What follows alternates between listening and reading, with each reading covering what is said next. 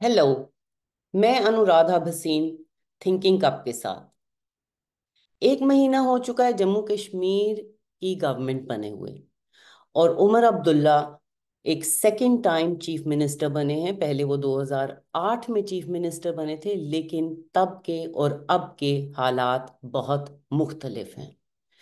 तब जम्मू कश्मीर एक रियासत थी, और उस वक्त जम्मू कश्मीर में कुछ कंट्रोवर्सीज हो चुकी थी। जो एक अमरनाथ लैंड रो है उससे रिकवर भी कर चुकी थी, लेकिन उससे पहले एक रिलेटिव पीरियड ऑफ काम था।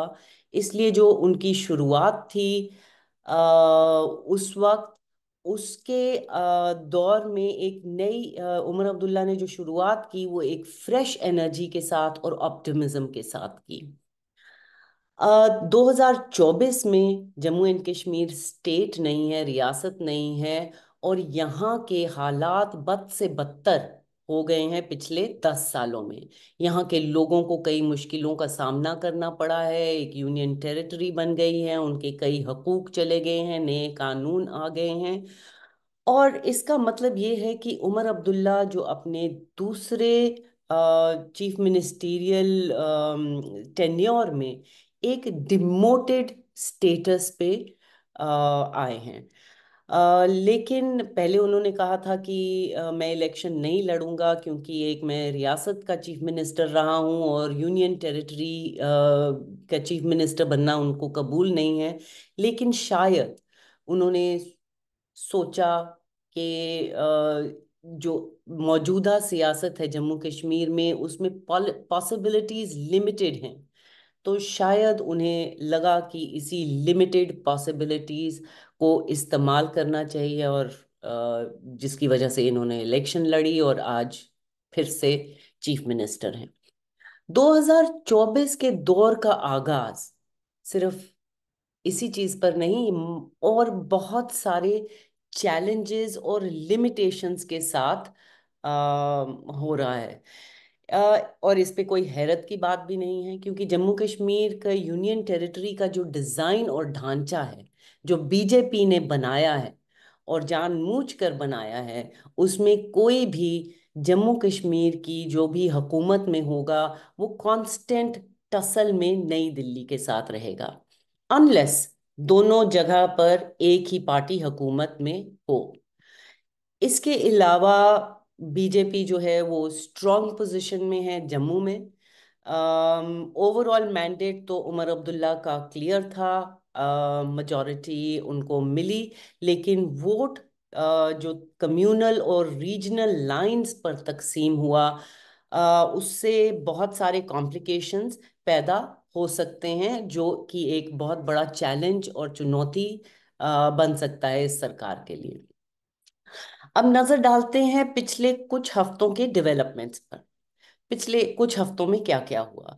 पहले स्वेरिंग इन के बाद उमर अब्दुल्ला की सरकार ने एक रेजोल्यूशन निकाला स्टेटहुड की मांग करते हुए, और धारा 370 जिस पर वोट मांगे थे या जिस पर कैंपेनिंग की थी, उसका जिक्र नहीं किया उसमें। रेजोल्यूशन लेके वो दिल्ली गए, वापस आए और यकीन दिलाने की कोशिश की लोगों को कि ये दिल्ली जो है वो कमिटेड है स्टेटहुड रिस्टोर करने पर। और यही चीज़ उन्होंने इस्तेमाल करी। कई वो ब्यूरोक्रेट्स और आला अफसर्स की एक मीटिंग बुला के कि उनको वार्निंग देके कि कोई भी जो मौजूदा सिस्टम है, जो हाइब्रिड सिस्टम है, यानी जिसके दो पावर सेंटर्स है, उसका फायदा अपनी जाती मफाद के लिए नहीं उठाए। और एक मैसेज उस मीटिंग से ये भी दिया कि स्टेटहुड रिस्टोर होने वाली है। अब ये होगी कि नहीं होगी ये तो आने वाले दिनों में पता चलेगा। जब असेंबली सेशन का पहले दिन शुरू हुआ इसी हफ्ते, तो धारा 370 के रेजोल्यूशन पर बवाल के साथ उठा। जो रेजोल्यूशन था वो पीपल्स डेमोक्रेटिक पार्टी के वहीद पर्रा ने लाया, और इसको रद्द किया नेशनल कॉन्फ्रेंस ने बहुत फोर्सफुली, जो कि एक क्लमजी रिएक्शन था, क्योंकि आइडियोलॉजिकली नेशनल कॉन्फ्रेंस पोजीशन थी धारा 370 को सपोर्ट करने में। शायद وہ اس کو اور ڈپلومیٹیکلی ہینڈل کر سکتے تھے۔ دوسرے دن ہی تھوڑا سا ڈیمیج کنٹرول ہوا، کیونکہ نیشنل کانفرنس نے اپنا ریزولوشن لایا جو وحید پرا کے ریزولوشن سے مختلف تھا۔ وحید پرا کا ریزولوشن ٹوٹلی اسٹرانگر ورڈز میں اپوز کر رہا تھا ایبروگیشن آف آرٹیکل 370، اور نیشنل کانفرنس کا جو ریزولوشن ہے that is more mildly worded, جس کے مطابق this legislative assembly reaffirms the importance of the special status and constitutional guarantees which safeguarded the identity, culture, and the rights of the people of Jammu and Kashmir, and expresses concern over their unilateral removal. This assembly calls upon the Government of India to initiate dialogue with the elected representatives of the people of Jammu and Kashmir for the restoration of special status, constitutional safeguards, and mechanisms for restoring these provisions. This assembly emphasizes that any process for restoration must safeguard both national unity and the legitimate aspirations of the people of Jammu and Kashmir. یعنی کہ انہوں نے مانگ کی ہے کہ dialogue ہونا چاہیے جموں کشمیر کے الیکٹڈ لوگوں کے ساتھ کہ کس طرح یہاں پہ کانسٹیٹیوشنل گارنٹیز ہوں، اور جو یہاں کا اسپیشل سٹیٹس ہے اس میں کیا وہ واپس آ سکتا ہے کہ نہیں آ سکتا، اس پہ بات چیت ہونی چاہیے، اور بات چیت کے ذریعے آگے کا راستہ نکالا جانا چاہیے۔ موجودہ حالات، چینجڈ لینڈسکیپ، پولیٹیکل لینڈسکیپ، اور نئے جو چیلنجز نئے زمانے کے ہیں، اس کے مطابق تو لگتا ہے یہ پریگمیٹک اپروچ ہے۔ ایک نئے پولیٹیکل لینڈسکیپ میں شاید ضرورت ہے ایک نئی تھنکنگ کی اور ایک نئی اسٹریٹجیز کی۔ تو عمر عبداللہ کی یہ اپروچ جو دکھاتی ہے کہ وہ ڈپلومیٹیکلی کنٹینشیس ایشوز کو سے سرک رہے ہیں، اور زیادہ زور اور اپنا دباؤ لگا رہے ہیں کہ ممکن کیا ہے، واٹ آر دا پاسبلٹیز، اور ان کو کس طرح سے اسٹرینتھن کیا جا سکتا ہے۔ فی الحال کے لیے تو ٹھیک لگ رہا ہے۔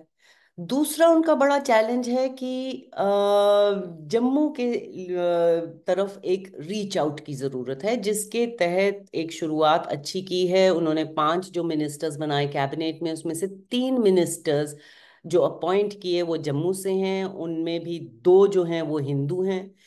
لیکن آگے کے ایکشنز کیا ہوں گے؟ جموں کے ساتھ برج بنانے کے لیے عمر عبداللہ کو یہ بھی سمجھنا پڑے گا کہ جو فاصلے ہیں 2 پروونسز کے بیچ میں، جموں اور کشمیر، وہ آج کے بنے یا بی جے پی کے دور میں بنے نہیں ہیں، یہ پچھلے 70 سالوں یا اس سے بھی زیادہ کے بنے ہوئے ہیں، جس کے ذمہ دار دلی کے لیڈر، حکومتیں جو دلی میں رہیں یا جموں کشمیر میں رہیں، ان کی بھی ذمہ داری بنتی ہے، اور جس میں سب سے بڑا دور جو ہے نیشنل کانفرنس کا رہا ہے۔ سو اس طرف پیچھے دیکھنے کی بھی شاید ان کو ضرورت پڑے گی۔ اور تاریخ کی اگر بات کریں تو تاریخ کی طرف اگر دیکھیں تو شیخ عبداللہ کا جو 1975 کا دور تھا جب وہ واپس آئے ایز چیف منسٹر، اس کے ساتھ کمپیریزن کیا جاتا ہے کہ 1953 میں وہ پرائم منسٹر تھے جب اریسٹ ہوئے اور ان کی سرکار ڈپوز ہوئی۔ 1975 میں وہ ایک ریڈیوس سٹیٹس پہ واپس آئے، اور نئی دلی کے نئی ٹرمز اور کنڈیشنز پہ آئے۔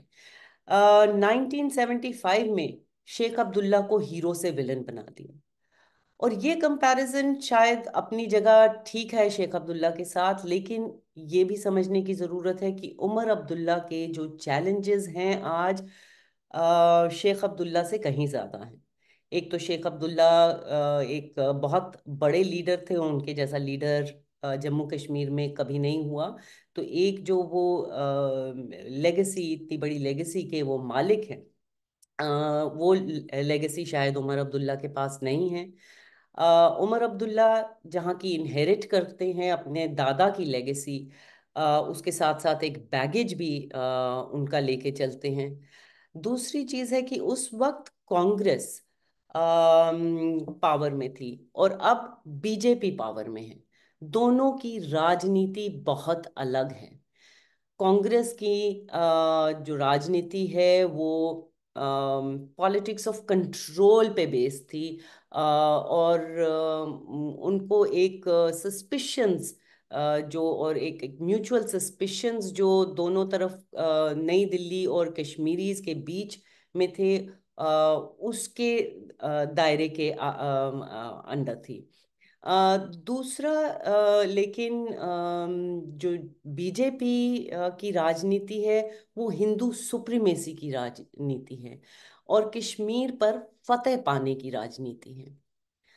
तीसरी जो चैलेंज है कि बीजेपी के जो प्रेजेंस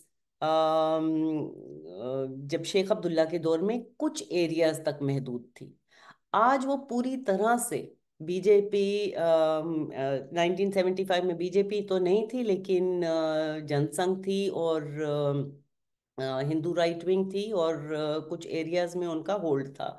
लेकिन आज के दौर में बीजेपी जो है वो पूरी तरह से जम्मू में छाई हुई है। अम, चौथी चीज ये है कि जो विद इन कश्मीर वैली भी कुछ ऐसे पार्टीज हैं जो शायद हम राय रखते हैं नेशनल कॉन्फ्रेंस के साथ, जो डेसिमेट हो चुके हैं इलेक्टोरली, लेकिन अभी भी उनकी आवाज़ जो है वो एक सिग्निफिकेंस रखती है और उनकी ऑपोजिशन में एक बड़ा महाज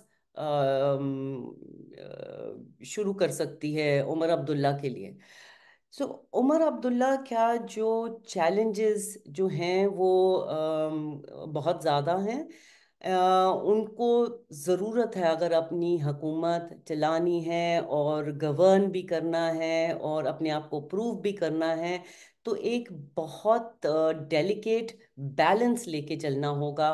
ही has to meet the aspirations of his voters. नई दिल्ली के साथ भी एक कायम करना पड़ेगा रिश्ता, और जो बीजेपी है विद इन जम्मू, उसको किस तरह से उस पे हावी हो सकते हैं, और उसकी ताकि बीजेपी की विद इन जम्मू एक न्यूसेंस वैल्यू ना रहे, इसको भी कंट्रोल करना है। और साथ ही साथ एक कंसीलिएटरी अप्रोच, वो शायद वो लाइक माइंडेड पार्टीज जो जम्मू कश्मीर में हैं उनके साथ रख सकते हैं कि नहीं, ये भी उनके लिए एक बहुत बड़ा चैलेंज है।